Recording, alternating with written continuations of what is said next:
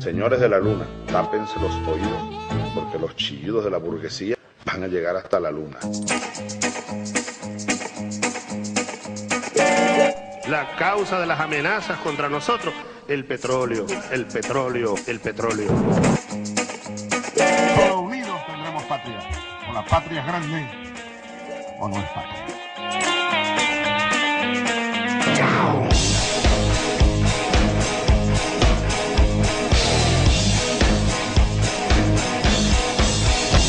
Miren, oligarcas, el petróleo pudiera llegar a $0.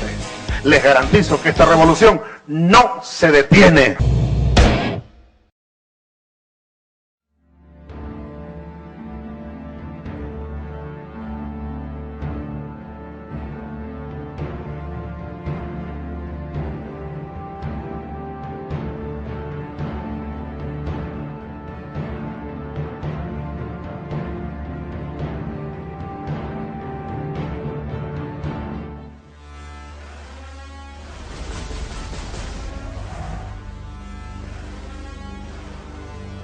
La OPEP es una organización anticolonialista, la OPEP es una organización antiimperialista, la OPEP es una organización liberadora para el desarrollo de nuestros pueblos de América Latina, de África y de Asia.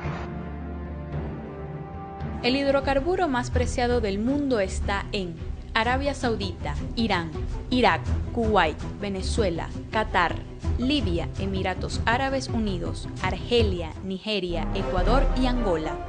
Allí están las mejores y más cuantiosas reservas de hidrocarburos del planeta. Las mayores reservas certificadas están en la OPEP. Su sede en Viena, su importancia estratégica y vital. 1959. En El Cairo se gestó el arma geopolítica en materia de hidrocarburos más importante del siglo XX con el Pacto de Caballeros o Pacto de Mahdi. Surgió en medio de conflictos y presiones. Hay una creciente demanda de combustible en el mercado internacional. 1910. Estados Unidos agota sus reservas petroleras. 1943. Venezuela avanza en legislación fiscal petrolera. 1945. Hay una crisis de precios de petróleo post-Segunda Guerra Mundial. 1947 y 1949. Entre los estados de Israel y Palestina hay conflictos. 1951. Irán nacionaliza su industria petrolera y en 1953 se produce un golpe de estado.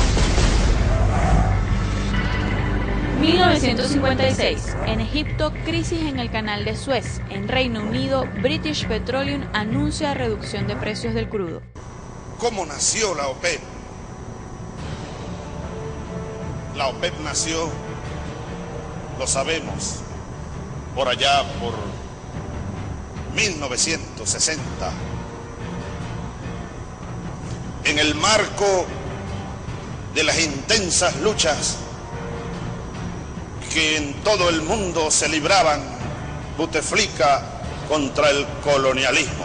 El tercer mundo, los pueblos que fuimos colonizados, invadidos, saqueados durante siglos, eran aquellos años 60. Triunfaba la Revolución Cubana, se levantaban las luchas anticolonialistas en América Latina, en el Caribe, en el África, en el Asia, se levantaban las banderas del socialismo, la búsqueda de un camino de igualdad, de justicia y de paz.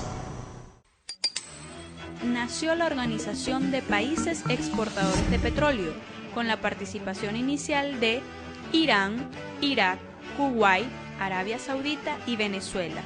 Sus mentores Juan Pablo Pérez Alfonso y Abdullah al-Tariki, reconocidos con insignes méritos por deliberar sobre la idea que arrebataría a los expoliadores de riquezas su poderío, y se haría pronto una realidad. Rápidamente sus ideas empezarían a tambalear y coartar el poderío de las 7 hermanas. Pero, ¿qué son las 7 hermanas? Las Siete Hermanas es un cartel internacional de petróleo creado en 1928. Son las 7 enemigas más importantes de la OPEP, 7 transnacionales petroleras. Enarbolan las banderas para la guerra. Esta guerra del petróleo explica el nacimiento de la OPEP.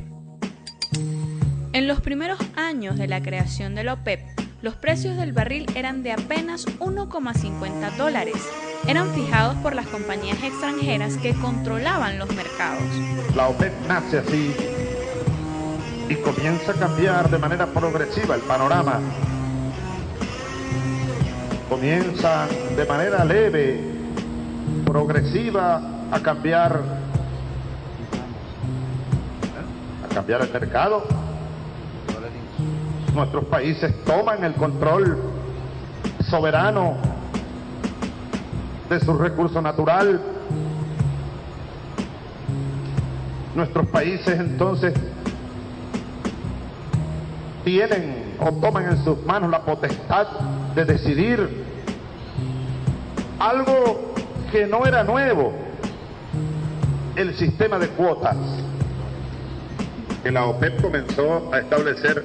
No era nada nuevo, solo que ese sistema de cuotas lo manejaban las 7 hermanas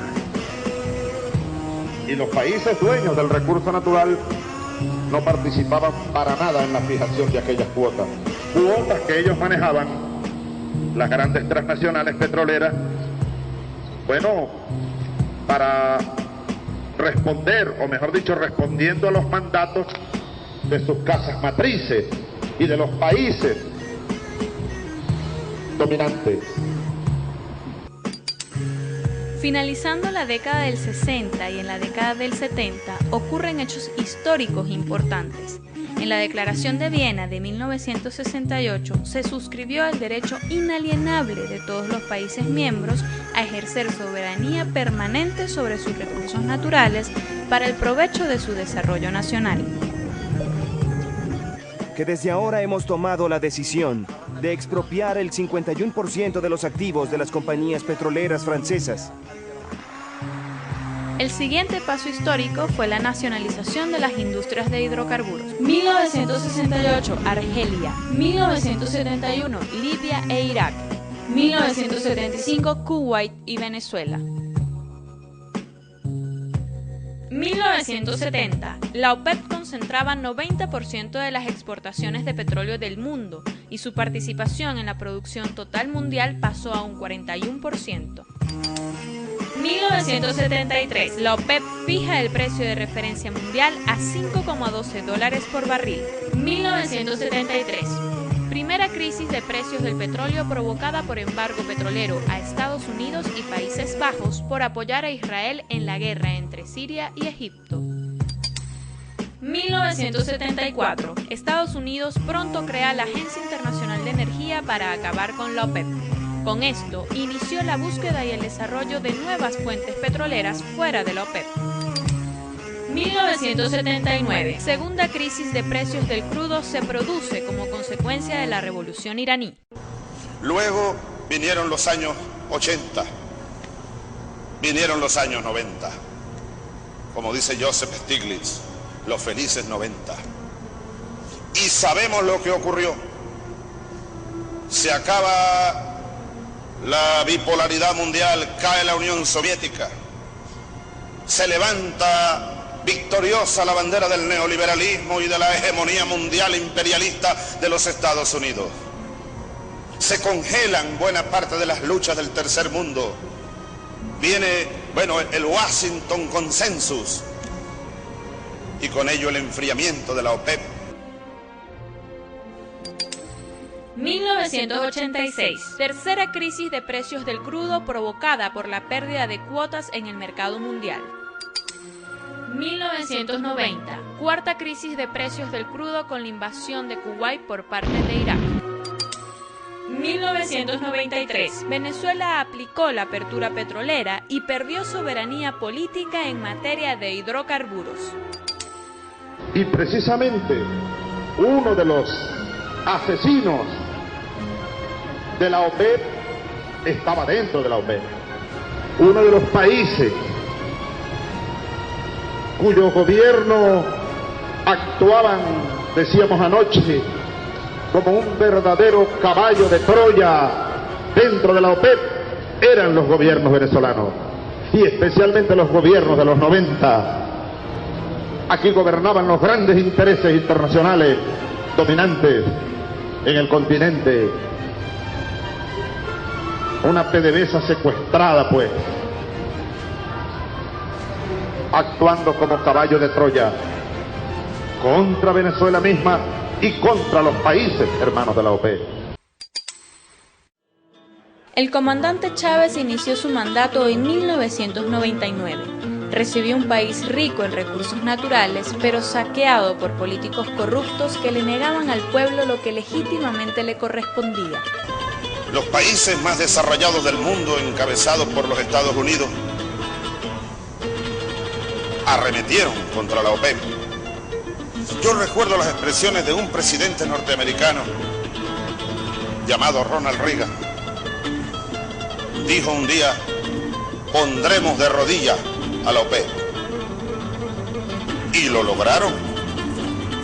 No solo pusieron a la OPEP de rodillas, casi la desaparecieron, casi la partieron en pedazos.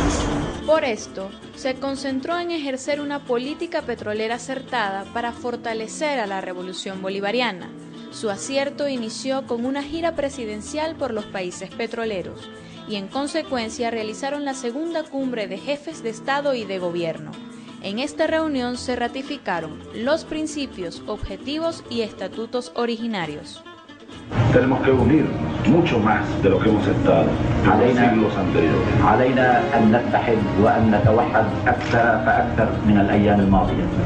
O nos tragará el laberinto.